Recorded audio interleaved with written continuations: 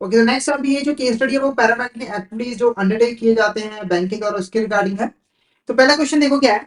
Infrastructure debt funds are investment vehicles that provide long term debt financing to infrastructure projects and bank can sponsor this fund. ठीक है, देखो infrastructure debt funds ऐसे investment vehicle होते हैं जो कि infrastructure project के long term finance जो है वो प्रोवाइड करते हैं। तो एक बैंक जो है पैरा बैंकिंग एक्टिविटी के अंदर इंफ्रास्ट्रक्चर डेट फंड को स्पॉन्सर कर सकता है, यानी कि उसको इस्टेब्लिश कर सकते हैं। तो इसमें से कौन सी ऐसी स्टेटमेंट है जो कि यहाँ पर इंफ्रास्ट्रक्चर डेट फंड और उसकी स्पॉन्सरशिप बाय बैंक्स के रिगार्डिंग यहाँ पर करेक्ट है। पहला देखो क्या है, infrastructure debt funds have the option to be established either in the form of mutual fund और a non banking financial company. यानी कि अगर कोई बैंक किसी इंफ्रास्ट्रक्चर डेट फंड को स्पॉन्सर करना चाहती है तो बैंक उसको एक म्यूचुअल फंड के फॉर्म में या फिर नॉन बैंकिंग फाइनेंशियल कंपनी के फॉर्म में, दोनों के फॉर्म में जो है स्टैब्लिश कर सकती है। वो डिपेंड करता है बैंक के ऊपर।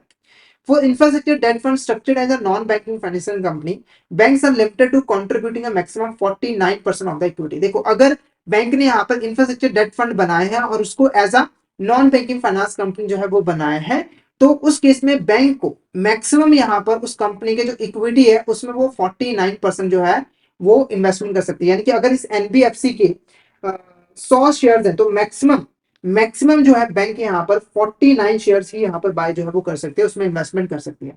Banks that contribute less than 30% of the equity of IDF NBFC are ineligible to act as sponsor. अगर कोई मान के चलो हमारी जो बैंक है वो 30% से कम यहाँ पर इन्वेस्टमेंट करती है हमारी इंफ्रास्ट्रक्चर डेट फंड के इक्विटी में, तो वो स्पॉन्सर नहीं बन सकती। यानी कि मैक्सिमम क्राइटेरिया कितना है 49% का। यानी कि एक bank non banking finance company जो इंफ्रास्ट्रक्चर डेट फंड है उसके अंदर मैक्सिमम जो इन्वेस्टमेंट कर सकती है वो 49% कर सकती है और मिनिमम उसे कितना करना पड़ेगा 30%।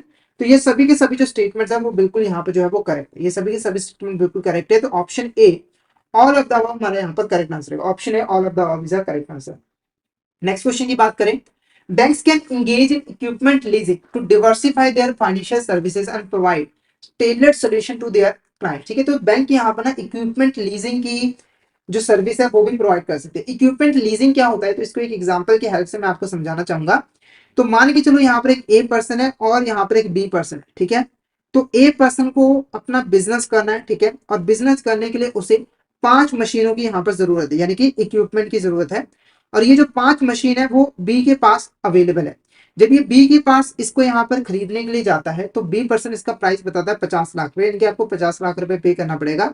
पर ए पर्सन के पास इतने फंड्स नहीं है। ठीक है, तो ए पर्सन ने बी पर्सन को कहा देखो मैं इन्हें अभी खरीद तो नहीं सकता, एक काम कीजिए आप इस मशीन को ना मुझे 5 सालों के लिए यहाँ पर यूज करने के लिए दे दीजिए। 5 सालों के लिए हमें यूज करने के लिए दे दिया, बदले में मैं आपको जो है हर साल 10 लाख रुपए जो है वो पे करूंगा। यानी कि इसकी जो ओनरशिप है वो आपके पास ही रहेगी, बस आप मुझे 5 सालों के लिए इसको किराए पे यूज करने के लिए दे दीजिए और जैसे ही 5 साल पूरे हो जाएंगे आप अपनी मशीन को वापस ले जाना। तो ये जो इनके बीच में कॉन्ट्रैक्ट हुआ है इसी को हम कहते हैं इक्विपमेंट लीज। इक्विपमेंट लीजिंग के अंदर बेसिकली एक पर्सन अपनी एसेट को किसी दूसरे पर्सन को एक स्पेसिफाइड टाइम पीरियड के लिए यूज करने के लिए देता है, बदले में उसको एक पीरियोडिक पेमेंट जो है वो रिसीव होती है। तो बैंक भी ऐसा कर सकता है, यानी कि बी की जगह पे यहाँ पर बैंक भी हो सकता है, यानी कि बैंक भी इक्विपमेंट लीजिंग की सर्विसेज दे सकता है। इसमें से कौन सी ऐसी स्टेटमेंट करेक्ट नहीं है जब भी बैंक यहाँ पर इक्विपमेंट लीजिंग प्रोवाइड करे? Bank have the option to establish subsidiary firm to conduct equipment leasing and hire purchase subject to RBI approval. ठीक है, तो बैंक के पास ऑप्शन है कि वो ना अपनी एक सब्सिडरी ओपन कर सकता है इक्विपमेंट लीजिंग और हायर परचेज की फंक्शन को परफॉर्म करने के लिए। ठीक है, बस उसे आरबीआई से अप्रूवल लेना पड़ेगा। अगर वो सब्सिडरी ओपन करना चाहते हैं तो उसे आरबीआई से अप्रूवल लेना पड़ेगा। और ये जो सब्सिडरी है वो मेनली लीजिंग ऑपरेशंस पे ही फोकस करेगी, यानी कि लीजिंग फंक्शन को ही परफॉर्म करेगी। उसके बाद prior RBI approval is not required for conducting these activities departmentally। तो एक बैंक जो है वो लीजिंग की जो सर्विस है वो डिपार्टमेंटली परफॉर्म कर सकता है, यानी कि उसे अपनी कोई सब्सिडरी ओपन करने की जरूरत नहीं है, बस अपने बैंक ब्रांच के अंदर एक सेपरेट डिपार्टमेंट बना देगा जो कि लीजिंग सर्विसेज प्रोवाइड करेगा। ठीक है, तो उस केस में उसको आरबीआई से अप्रूवल लेने की जरूरत नहीं है। तो ये भी बिल्कुल करेक्ट है। सुनने में थोड़ा अजीब सा लग रहा है, पर एक बैंक अगर डिपार्टमेंटली लीजिंग सर्विस प्रोवाइड करता है तो उसे अप्रूवल लेने की जरूरत नहीं है। हाउएवर बैंकों को आरबीआई को समय समय पर इन्फॉर्म करते रहना जरूरी है कि वो किस तरह की लीजिंग एक्टिविटीज जो है वो परफॉर्म कर रहे हैं। तो ये भी स्टेटमेंट करेक्ट है। These function should be treated equivalent to loans and advance. देखो ये जो लीजिंग सर्विसेज है इसके अंदर भी बैंक एक तरीके से फाइनेंस ही प्रोवाइड कर रहा है, इसीलिए बैंकों को जो इक्विपमेंट लीजिंग फाइनेंस है उसको भी लोन्स एंड एडवांसेस के इक्वल ही ट्रीट करना चाहिए। यानी कि जब एक bank loans and advances provide कर रहा है, जो रूल्स एंड रेगुलेशन तब एप्लीकेबल होते हैं, वही रूल्स एंड रेगुलेशन जो है वो इक्विपमेंट लीजिंग के केस में भी एप्लीकेबल जो है वो होते हैं। तो ये तीनों के तीनों स्टेटमेंट क्या है, बिल्कुल करेक्ट है। तीनों के तीनों जो स्टेटमेंट है वो बिल्कुल करेक्ट है। तो ऑप्शन डी हमारे यहाँ पर क्या होगा, करेक्ट आंसर है। ठीक है। और अगर मैं मैक्सिमम एक्सपोजर की बात करूं, यानी कि इक्विपमेंट लीजिंग के अंदर जो एक बैंक है उसका मैक्सिमम एक्सपोजर यहाँ पर कितना हो सकता है, तो सिंगल बोरोवर के केस में ये जो परसेंटेज है वो हमारी यहाँ पर 15% है।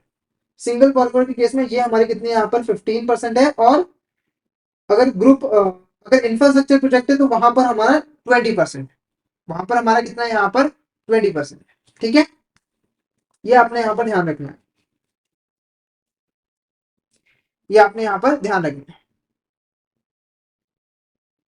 नेक्स्ट क्वेश्चन की बात करें, factoring is a financial service where bank purchases account receivable from a business at a discount, providing immediate cash to the business. The aggregate of equity investment in factoring subsidiaries and factoring companies shall not be exceed 10% of the banks. ठीक है, तो पहले यहाँ पर आपको समझना है कि फैक्टरिंग क्या होती है। फैक्टरिंग क्या होती है, तो देखो, फैक्टरिंग एक ऐसी फाइनेंशियल सर्विस होती है, फैक्टरिंग एक ऐसी फाइनेंशियल सर्विस होती है जहां पर एक बैंक किसी कंपनी की जो है अकाउंट रिसीवेबल को परचेज कर लेता है और उसे इमीडिएटली बेसिस पे कैश जो है वो प्रोवाइड कर देता है। ऐसे आपको समझ नहीं आया होगा, इसको एक एग्जांपल के साथ यहाँ पे समझाता हूँ। पहले यहाँ पर अकाउंट रिसीवेबल का मतलब समझिए, यहाँ पर पहले अकाउंट रिसीवेबल का मतलब समझिए कि अकाउंट रिसीवेबल क्या होता है। देखो, एक कंपनी जब भी कोई गुड्स और सर्विसेज को सेल करती है तो वो दो तरीके से कर सकते हैं, एक कैश सेल्स और एक क्रेडिट सेल। ठीक है, कैश सेल्स के अंदर क्या होता है कि कंपनी ने गुड्स को सेल किया और इमीडिएट बेसिस पे उसे कैश मिल गया, पेमेंट मिल गया। क्रेडिट बेसिस के अंदर क्या होता है कि उसने गुड्स को अभी सेल किया है पर उसे पेमेंट कुछ टाइम पीरियड के बाद मिलेगा। जैसे ए ने बी को 50,000 की गुड्स यहाँ पर सेल की और बी ने कहा कि मैं आपको 3 महीनों के बाद यहाँ पर पेमेंट करूंगा, तो ए पर्सन ने सेल अभी कर दिया पर पेमेंट उसे 3 महीनों के बाद मिलनी है, तो ये हमारी क्रेडिट सेल कहलाई है। ठीक है, जब एक पर्सन क्रेडिट सेल करता है और फ्यूचर में जो उसे अमाउंट मिलने वाली होती है उसे हम कहते हैं अकाउंट रिसीवेबल, उसे हम यहाँ पर क्या कहते हैं, अकाउंट रिसीवेबल या फिर ट्रेड रिसीवेबल। ठीक है, अब ए पर्सन के पास ना एक ऑप्शन होती है फैक्टरिंग के अंदर कि वो इस अकाउंट रिसीवेबल को एक थर्ड पार्टी जिसका नाम होता है फैक्टर, और जनरली ये बैंक है। ठीक है, फैक्टर को यहाँ पर सेल करके उसे इमीडिएट कैश में कन्वर्ट जो है वो कर सकता है, यानी कि 3 महीने तक इसे वेट नहीं करना है, बल्कि इसने क्या किया, आज ही के दिन एक अकाउंट रिसीवेबल को थर्ड पार्टी फैक्टर को यहाँ पर सेल कर दिया और फैक्टर ने यहाँ पर एक डिस्काउंट लेकर, यानी कि अपने कुछ चार्जेस डिडक्ट करके, मान के चलो चार्जेस 10,000 रुपए है, 40,000 रुपए इमीडिएटली बेसिस पे से दे दिया। तो इस फाइनेंशियल अरेंजमेंट को हम फैक्टरिंग जो है वो कहते हैं। तो यहाँ पर देखो, जो फैक्टर है वो यहाँ पर बैंक भी हो सकता है, यानी कि बैंक यहाँ पर अकाउंट रिसीवेबल को सेल परचेज जो है वो कर सकता है बिजनेस मैन से। ठीक है, तो अब क्वेश्चन की तरफ बढ़ते हैं। The aggregate of equity investment in factoring subsidiaries factoring company shall not exceed 10% of the. तो अगर कोई बैंक अपनी सब्सिडरी ओपन करना चाहता है फैक्टरिंग की सर्विसेज प्रोवाइड करने के लिए, या फिर किसी एग्जिस्टिंग फैक्टरिंग कंपनी में इन्वेस्टमेंट करना चाहता है, तो वो यहाँ पर 10% से ज्यादा इन्वेस्टमेंट नहीं कर सकता है। तो ये 10% किसका होगा, ऑथराइज कैपिटल रिजर्व्स का, पेड अप कैपिटल रिजर्व्स का, टोटल एडवांसेस का, या फिर बोथ ए एंड बी। तो ऑप्शन बी हमारा यहाँ पर करेक्ट आंसर रहेगा, यानी कि एक बैंक की जो पेड अप कैपिटल है और उसके जो रिजर्व्स है उससे उसके 10% से ज्यादा वो इन्वेस्टमेंट नहीं कर सकते हैं फैक्टरिंग सब्सिडरी या फिर फैक्टरिंग कंपनी में। जैसे एक बैंक के अगर paid up capital reserve 100 crore रुपए, तो इसका 10% कितना हुआ, 10 करोड़, तो 10 करोड़ ही वो मैक्सिमम जो है बैंक इन्वेस्टमेंट कर सकती है। ओके, तो option be paid up capital and reserves हमारा करेक्ट आंसर जो है वो रहेगा। Paid up capital and reserve is the correct answer. Next question की बात करें, a primary dealer is an entity registered with the RBI authorized to engage in the purchase and sale of government security। एक primary dealer एक entity होती है जो कि RBI के पास रजिस्टर्ड होती है और उसके पास लाइसेंस होता है कि वो यहाँ पे डायरेक्टली गवर्नमेंट सिक्योरिटीज को परचेज भी कर सकता है और सेल भी कर सकता है। और एक बैंक यहाँ पर प्राइमरी डीलर का बिजनेस भी जो है वो कर सकता है। तो अगर अगर एक बैंक प्राइमरी डीलर का बिजनेस करना चाहता है एक सब्सिडरी के थ्रू, एक नई सब्सिडरी को ओपन करके, तो बैंक को यहाँ पर रजिस्ट्रेशन करवानी पड़ती है। कैसे करवानी पड़ती है वो यहाँ पर पूछा गया है। तो देखो, ऑप्शन ए हमारा करेक्ट आंसर है, यानी कि सबसे पहली चीज आपको ध्यान में रखनी है कि अगर कोई बैंक प्राइमरी डीलर का बिजनेस करना चाहता है तो और एक सब्सिडरी के थ्रू करना चाहता है तो उसने जो भी सब्सिडरी ओपन की है उसकी उसके रजिस्ट्रेशन करवानी पड़ेगी आरबीआई के पास और एज अ एनपीएफ से उसे रजिस्ट्रेशन करवानी पड़ेगी। आपको पता होगा कि आरबीआई यहाँ पर नेशनल बैंकिंग का जो हमारी नॉन बैंकिंग फाइनेंशियल कंपनी होती है उनको रजिस्ट्रेशन प्रोवाइड करने का काम करती है। तो हमारे जो बैंक है वो एक अपनी सब्सिडी को नॉन बैंकिंग फाइनेंशियल कंपनी के फॉर्म में आरबीआई के पास जो है रजिस्टर करवाएगी। तो ऑप्शन ए हमारा यहाँ पर करेक्ट आंसर जो है वो रहेगा। नेक्स्ट क्वेश्चन की बात करें, for banks that choose to conduct primary dealer operations through internal department what is required. तो एक जो बैंक है वो यहाँ पर प्राइमरी डीलर की जो ऑपरेशन है उसको डिपार्टमेंट के थ्रू भी यहाँ पर परफॉर्म जो है वो कर सकती है। तो अगर एक बैंक इंटरनल डिपार्टमेंट के थ्रू प्राइमरी डीलर ऑपरेशन को परफॉर्म करती है तो उसे किसके पास रजिस्ट्रेशन करवानी पड़ेगी? पहला, registration with the securities exchange board of India, या फिर approval from the ministry of finance, या फिर registration with the RBI internal debt management department, या फिर certification from national stock exchange. तो फटाफट से इसका आंसर बता दीजिए, इसका आंसर आपको क्या लग रहा है? अगर कोई बैंक डिपार्टमेंट के थ्रू प्राइमरी डीलर की ऑपरेशन परफॉर्म करता है तो उसे क्या करना पड़ेगा? सभी के पास रजिस्ट्रेशन करवानी पड़ेगी, मिनिस्ट्री ऑफ फाइनेंस से अप्रूवल लेना पड़ेगा, या फिर इन आरबीआई की जो इंटरनल डेट मैनेजमेंट डिपार्टमेंट है उसके पास रजिस्ट्रेशन करवानी पड़ेगी, या फिर नेशनल स्टॉक एक्सचेंज से सर्टिफिकेशन लेना पड़ेगा। फटाफट से इसका आंसर बता दिए, इसका आंसर आपको क्या लग रहा है, क्या होगा इसका करेक्ट आंसर? फटाफट से चैट बॉक्स में बता दीजिए क्या होगा इसका करेक्ट आंसर। फटाफट से चैट बॉक्स में बता दीजिए इसका करेक्ट आंसर आपको क्या लग रहा है।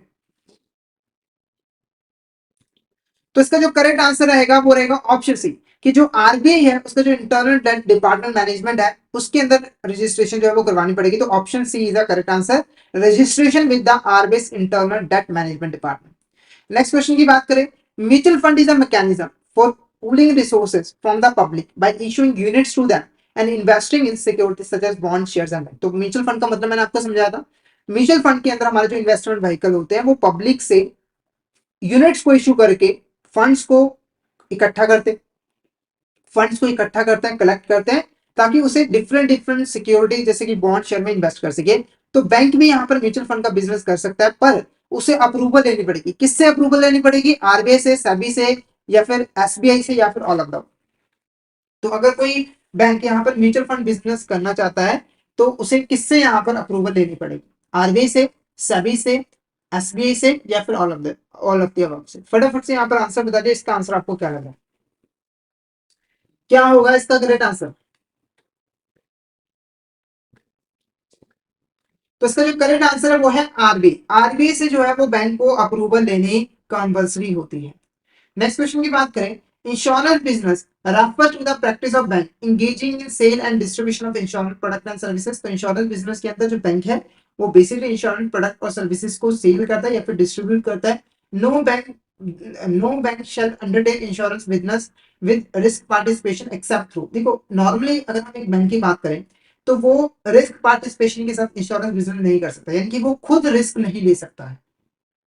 कहने का मतलब क्या है कि अगर मान के चलो कोई कस्टमर है उसको यहाँ पर इंश्योरेंस पॉलिसी सेल की गई है तो बैंक का काम है सिर्फ पॉलिसी सेल की, बस। उसके बाद कस्टमर को क्लेम देना ये सारा काम इंश्योरेंस का होता है, इंश्योरेंस कंपनी का होता है। बैंक इसमें रिस्क नहीं ले सकती, ठीक है। तो पर यहाँ पर कुछ एक्सेप्शन भी है जहां पर बैंक रिस्क पार्टिसिपेशन के साथ काम कर सकता है, क्योंकि नॉर्मली जब एक बैंक फी बेसिस पे काम करता है विदाउट रिस्क पार्टिसिपेशन तो उसे ज्यादा प्रॉफिट नहीं होता है।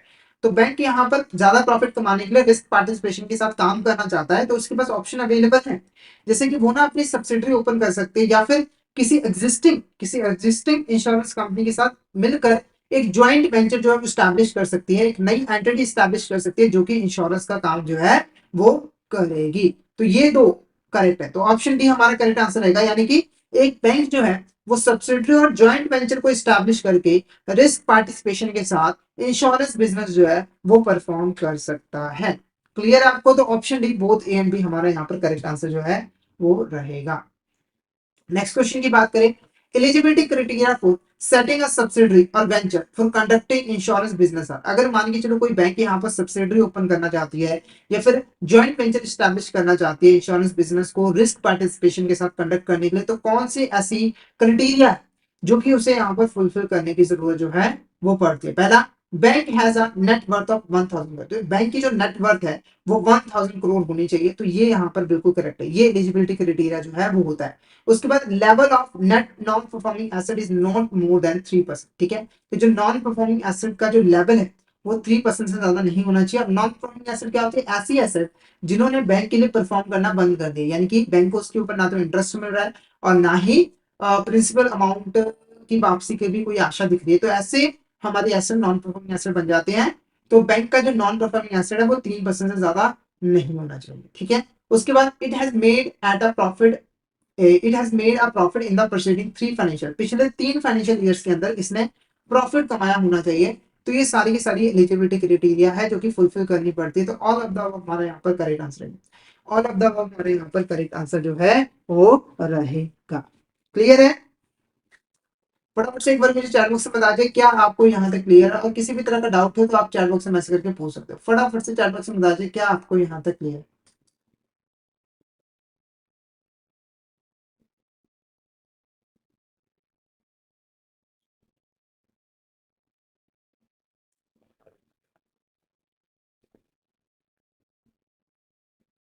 All is clear?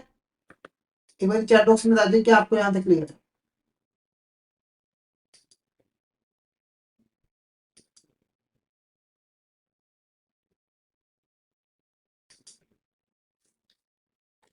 ओके, तो नेक्स्ट क्वेश्चन देखते हैं।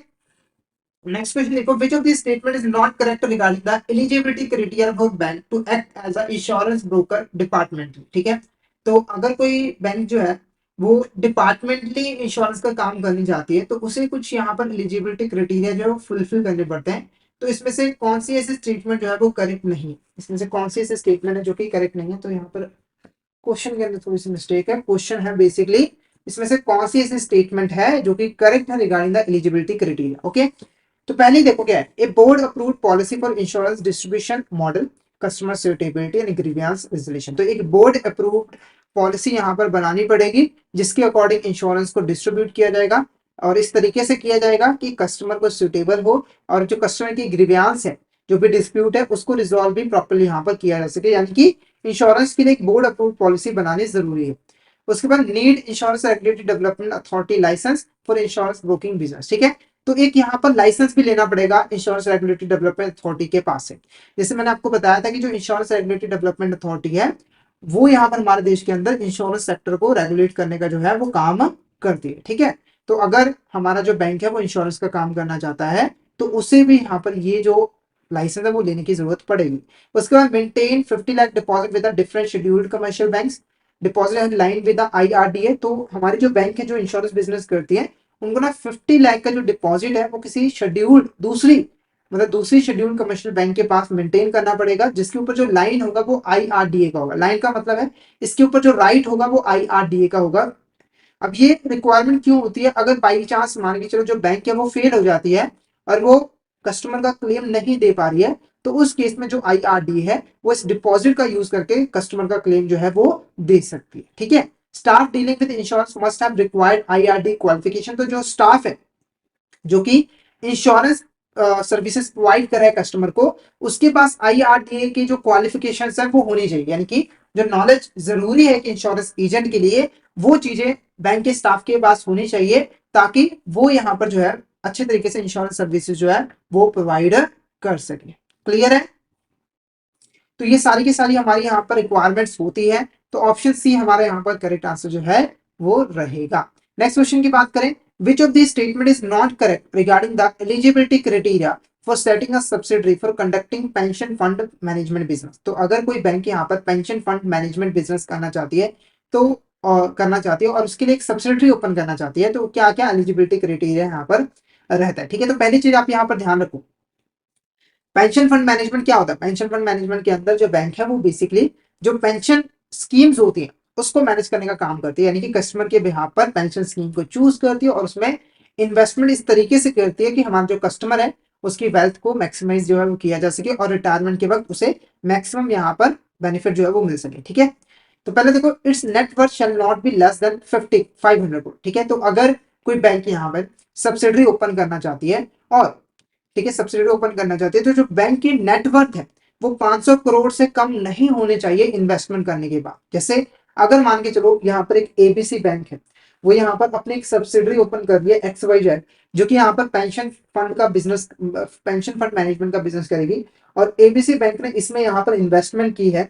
तो इन्वेस्टमेंट करने के बाद भी एबीसी बैंक की जो नेटवर्थ है वो 500 करोड़ से कम जो है वो नहीं होनी चाहिए। तो ये क्या है, बिल्कुल यहाँ पर करेक्ट है। उसके बाद it's level of not net not performing acid is not more than 3%। तो इसका जो नॉट परफॉर्मिंग एसिड है उसकी जो परसेंटेज है वो 3% से ज्यादा नहीं होनी चाहिए। तो ये भी यहाँ पर बिल्कुल करेक्ट है। It has made a profit in the proceeding 5 financial year. तो पिछले 5 सालों में इसने प्रॉफिट कमाया होना चाहिए। तो ये जो स्टेटमेंट है वो गलत है, क्योंकि यहाँ पर जो फाइनेंशियल ईयर है वो 3 है, यानी जो क्राइटेरिया वो क्या है कि पिछले 3 सालों में यहाँ पर कंपनी ने प्रॉफिट जो है वो कमाया होना चाहिए। तो ऑप्शन सी हमारा करेक्ट नहीं है। तो ऑप्शन सी हमारे यहाँ पर करेक्ट आंसर जो है वो रहेगा। नेक्स्ट क्वेश्चन की अगर हम बात करें, नेक्स्ट क्वेश्चन की बात करें, portfolio management service is a professional practice of strategically managing a collection of investment known as portfolio on behalf of individual institution entities to achieve specific financial objective। तो portfolio management service के अंदर basically जो bank है वो यहाँ पर किसी भी इंडिविजुअल इंस्टीट्यूशन या फिर एंटिटी की जो पोर्टफोलियो है, यानी कि जो कलेक्शन ऑफ इन्वेस्टमेंट है, उसको मैनेज करने का जो है वो काम करती है। Banks need RBI approval to begin new portfolio management service. अगर बैंक यहाँ पर new portfolio management services provide करना चाहती है तो उसे आरबीआई से जो है वो अप्रूवल लेना पड़ेगा, या फिर उसने अगर कोई सब्सिडरी ओपन किया इसके लिए तब भी अप्रूवल लेना पड़ेगा। Features of portfolio management service provided by bank. तो यहाँ पर कौन कौन से ऐसे फीचर्स है, इंपॉर्टेंट बातें हैं जो कि पोर्टफोलियो मैनेजमेंट सर्विसेज के रिगार्डिंग करेक्ट है। पहला, portfolio management service shall be in nature of investment consultancy management for a fee entirely at customer rate. देखो, पोर्टफोलियो मैनेजमेंट सर्विस जो बैंक यहाँ पर प्रोवाइड करेगा वो फी बेसिस के ऊपर करेगा, और सिर्फ वो कंसल्टेशन प्रोवाइड करेगा, यानी कि कोई भी गारंटी यहाँ पर जो है वो नहीं देगा। सिंपल भाषा में कहूँ तो बैंक यहाँ पर किसी भी तरह का रिस्क जो है वो नहीं लेगा। जैसे हो सकता है बैंक क्या करे, अपने कस्टमर को कहे कि आपको मिनिमम 10% का रिटर्न हम देंगे देंगे, चाहे मार्केट में जितना भी यहाँ पर रिटर्न मिलेगा। मान लीजिए चलो मार्केट में रिटर्न मिला है 5%, तो यहाँ पर 5% बैंक को पे करना पड़ेगा। तो ऐसा बैंक नहीं कर सकता। बैंक सिर्फ कंसल्टेंसी प्रोवाइड करेगा कि अगर आप इस तरीके से पोर्टफोलियो डिजाइन करोगे तो आपको मैक्सिमम बेनिफिट मिलेगा, बाकी गारंटी हमारी कोई नहीं है। सारा का सारा जो रिस्क है वो कस्टमर का ही रहेगा। तो ये हमारा फीचर यहाँ पर बिल्कुल होता है। The fund shall not be accepted for portfolio management for a period less than 1 year. तो अगर मान के चलो बैंक ने कस्टमर से फंड्स यहाँ पर कलेक्ट किए हैं ताकि उसका एक इंपॉर्टेंट पोर्टफोलियो जो है वो बना सके, यानी कि जब डिफरेंट डिफरेंट एसेट्स में वो इन्वेस्ट कर सके, तो ये जो पोर्टफोलियो मैनेजमेंट है वो कम से कम 1 साल के लिए यहाँ पर लेना चाहिए। ये जो फंड्स है वो कम से कम 1 साल के लिए लेना चाहिए, ठीक है। उसके बाद फंड एक्सेप्टेड और portfolio management from client shall not be interested with another bank for management. देखो, अगर बैंक ने यहाँ पर पोर्टफोलियो एक्सेप्ट किया है, मतलब कि फंड्स एक्सेप्ट किया है पोर्टफोलियो मैनेजमेंट के अंदर, तो उस फंड्स को मैनेज करने के लिए जो बैंक है वो किसी और बैंक को नहीं दे सकता, यानी कि वही बैंक जो है उस फंड को मैनेज करेगा, यानी कि पोर्टफोलियो जो है वो बनाएगा भी और उसको मेंटेन करने का काम जो है वो करेगा, ठीक है। तो ये सभी की सभी जो स्टेटमेंट है वो क्या है, बिल्कुल करेक्ट है। तो all of the above is a correct answer. Option D हमारा all of the above is a correct answer, ठीक है।